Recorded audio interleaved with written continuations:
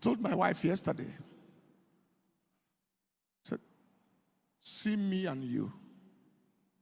As young men, we could have squandered our life, young people, in the normal life of partying, discoing, and all that, serial womanizing and serial menizing, and do all those kind of things. But we lived according to the ordinance of God. Lived in relationship for 2 years and 4 months of courtship, bed undefiled. And I said, is there anybody today who lived roughly at that time, carelessly, dangerously, and lived for the devil, who is better rated today? The answer is a capital no. Can't be. And anybody here today that the devil is using circumstances around your life to tell you such a lie, I am here to announce today is the end of that lie. If you are living for God, living in purity, in chastity, and living in character and integrity, no devil shall mess up your testimony later. Shout the loudest, amen. No, I didn't see. Thirdly,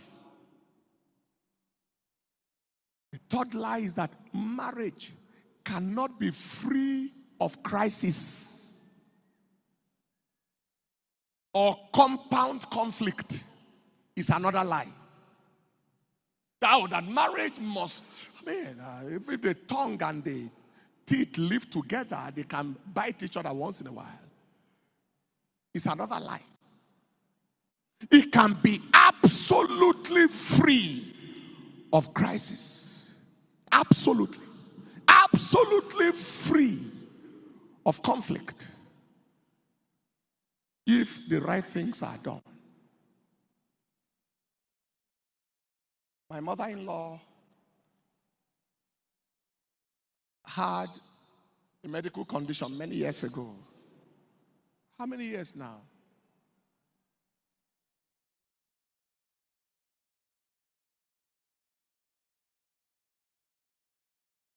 Maybe like 11 years now. And God rescued her life. She was on oxygen, ischemic heart disease, myocardial infarction. The cardiologist who looked at her then said he had never seen somebody from here recover from such a thing like that. When prayed for 24 hours, God gave us a miracle. As good children, we decided to look after her since then. That is 11 years.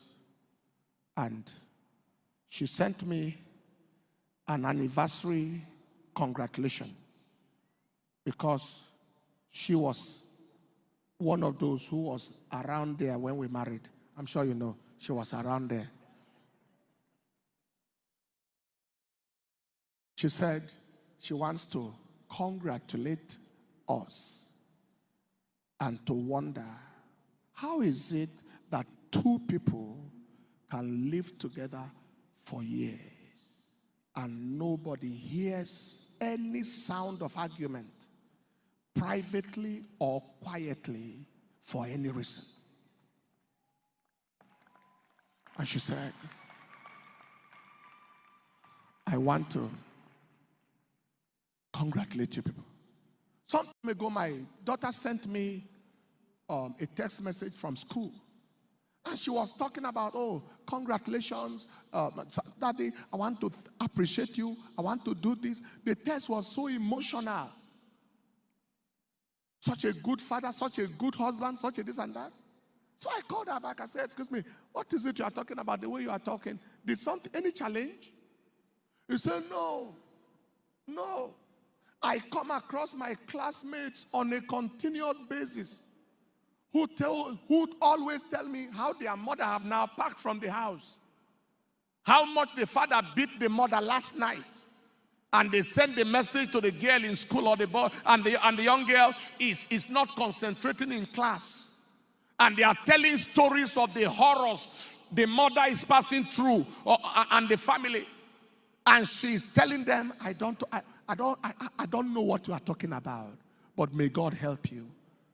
And she said, I want to thank you for not causing us to experience such a thing.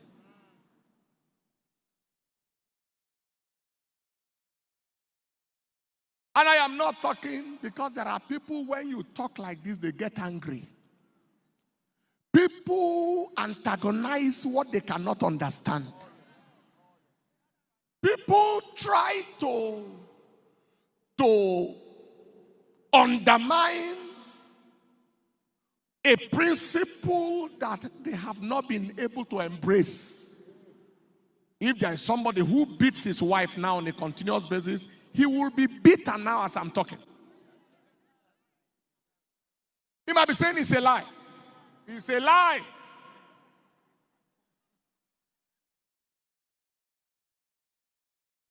It's a lie.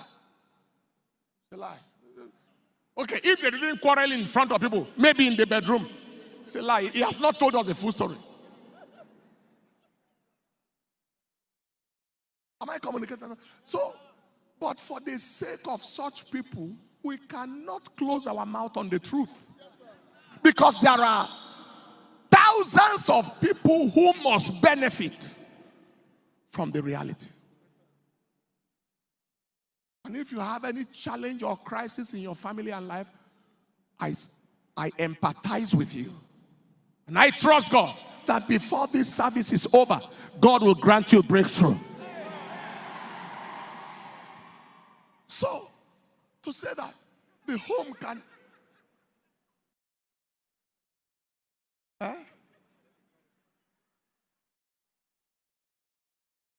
Hallelujah. Look at your neighbor. Say, it is possible for it to be free of crisis. It is possible for it to be free of crisis. It is possible for it to be free of crisis. The final lie is that marital love fades away with time, and that it is not possible for the way the man loved his wife at the beginning, or the way they felt about each other at the beginning, for it to continue, that it is not possible. That is another lie again. The Bible said the path of the just, Proverbs chapter 4 verse 18, is a shining light that shineth more and more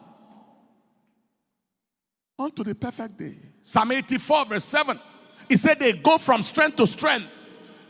Every one of them in Zion appeareth before the Lord.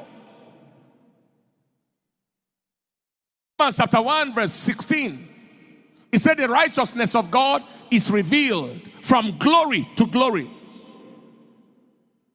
I'm not ashamed of the gospel, for it is a power of God unto salvation. Say, for therein is the righteousness of God revealed from glory to glory. Romans 1:16 or 17. Hallelujah. Yesterday, verse 17. That picture, that ancient picture you saw, how many of you remember that picture? Where we're looking. I told my wife, I said, see also, 25 years has come and gone. And the love is like it was on the first day. She said, no. She is the one talking. No, it is better now. If it is not better, can it come out of the mouth? Can you speak Yoruba if you didn't learn it? Out of the abundance of the heart. I thought I had made a good point by saying that the way we were at the beginning The marriage is sweet. It's as sweet as when we first met. She said no. She's the one talking. Because she's the recipient. No, the Bible says, husband, love your wife. It didn't say, wife, love your husband. Wife, you don't need to beg wife to love. Wife is love.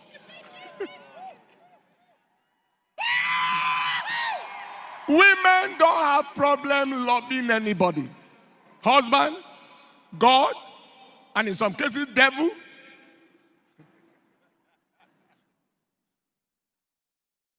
So it's as sweet as the beginning. He says it's more now. I say true. Then I concur. It's true.